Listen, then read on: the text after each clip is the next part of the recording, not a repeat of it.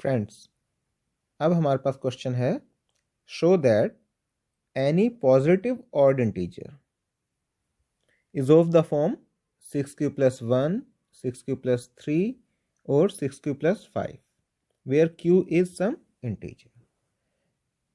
यानी हमारे पास कोई पॉजिटिव ऑड इंटीजर है और उसको हम अगर 6 से डिवाइड करें तो हमें मिलेगा रिजल्ट 6q + 1 या 6q + 3 या 6q + 5। ये हमें शो करना है। यहाँ q भी कोई इंटीजर है। तो चलिए पहले देखते हैं यहाँ पॉजिटिव ऑड इंटीजर कौन कौन से हैं हमारे पास।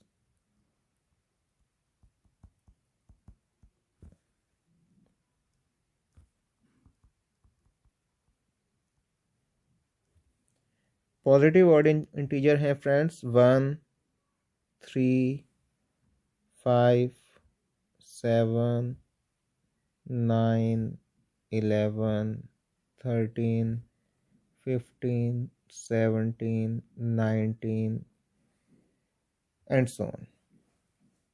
अब चलिए इन नंबर्स को हम एक एक करके 6 से डिवाइड करते हैं। 6 से क्यों फ्रेंड? क्योंकि यहाँ हमें दिया हुआ है b दिया हुआ है 6।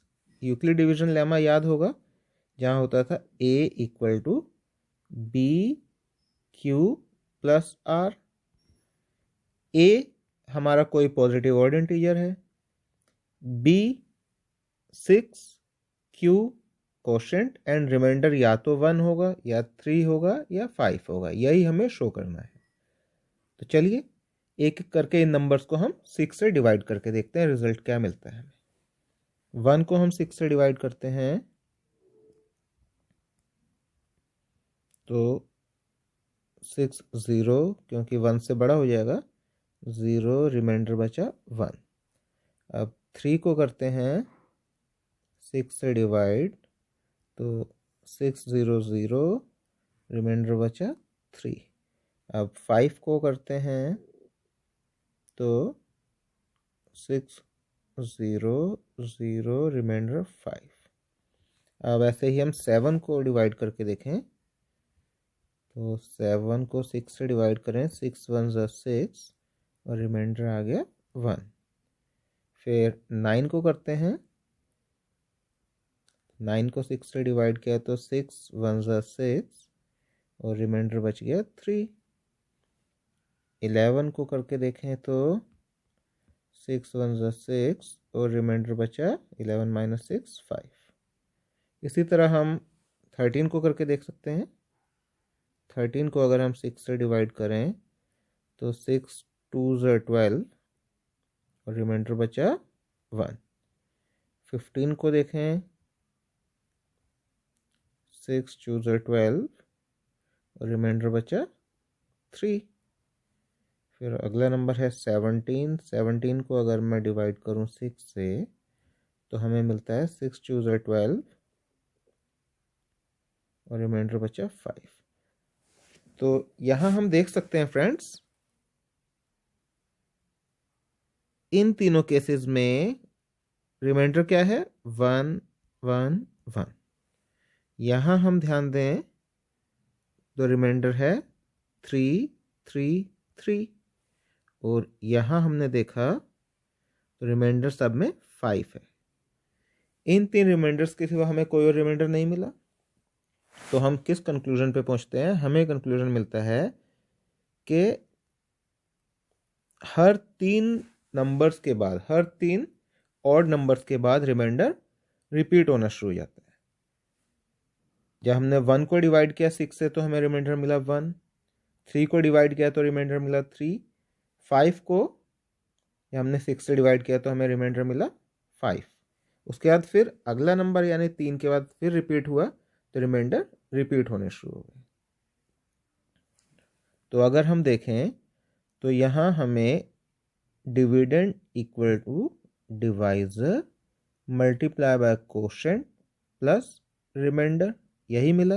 देखिए डिविडेंड हमारा 1 था, = 6 × 0 + 1 केस 1 में।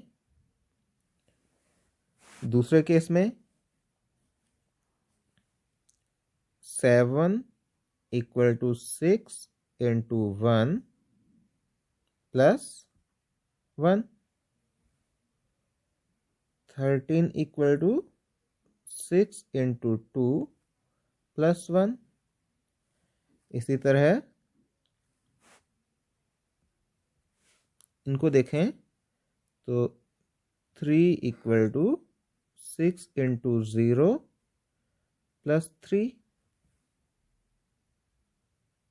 9 इक्वल टू 6 इंटू 1 प्लस 3 और 15 इक्वल टू 6 इंटू 2 प्लस 3। फिर हम देखते हैं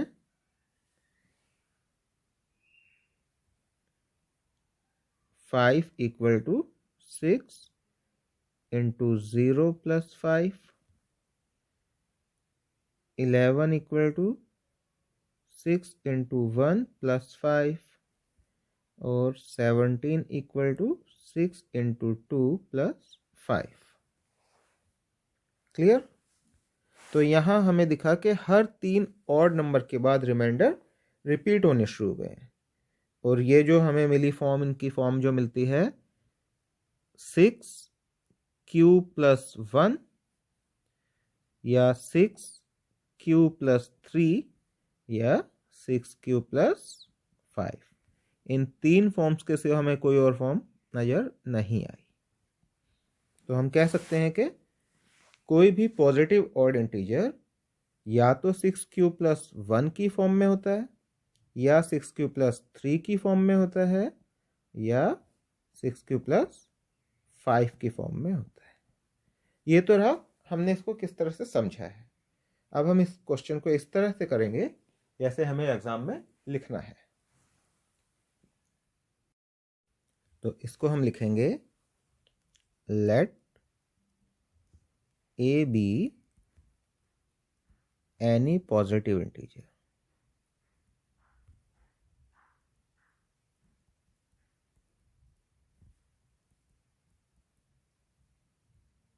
एंड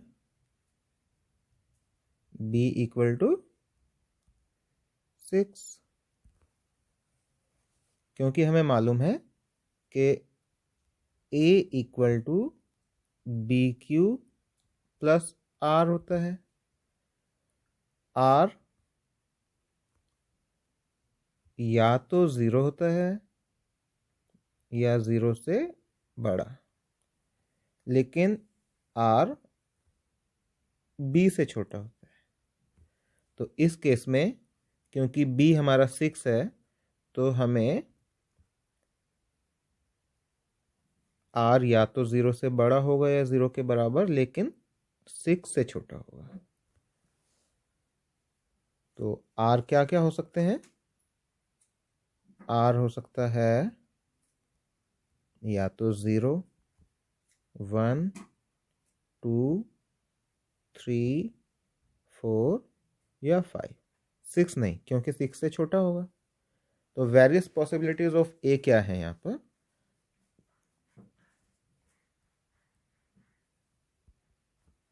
वेरियस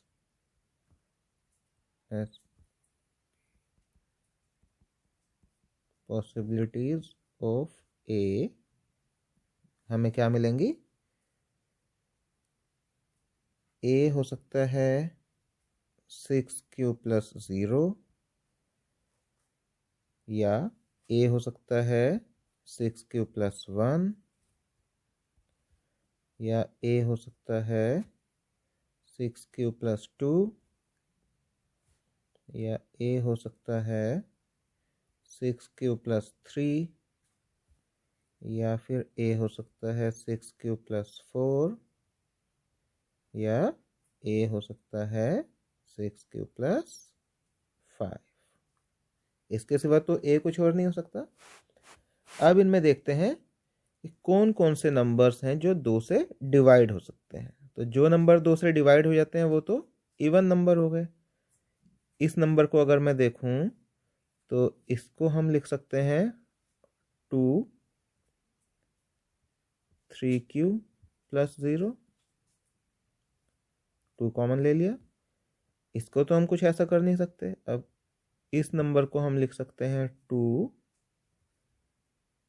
3q प्लस 1, और इसको हम लिख सकते हैं 2 3q प्लस 2। तो ये जो 2 से डिवाइड हो सकते हैं ये तो हो गए इवन नंबर्स। जो ओड बचे उससे हमें रिजल्ट मिल रहा है 6q प्लस 1, 6q प्लस 3 या 6q प्लस 5। तो हम कह सकते हैं, अब हम लिखेंगे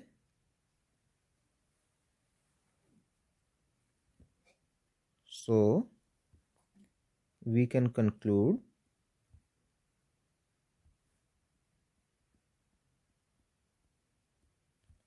that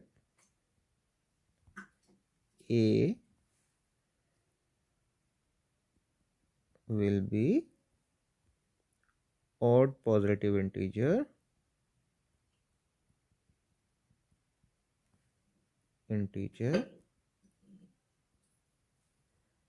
if a equal to 6q plus 1 or 6q plus 3 or 6q plus 5, where b equal to 6। That's it। तो ये हो गया हमारा क्वेश्चन नंबर 2 कंप्लीट।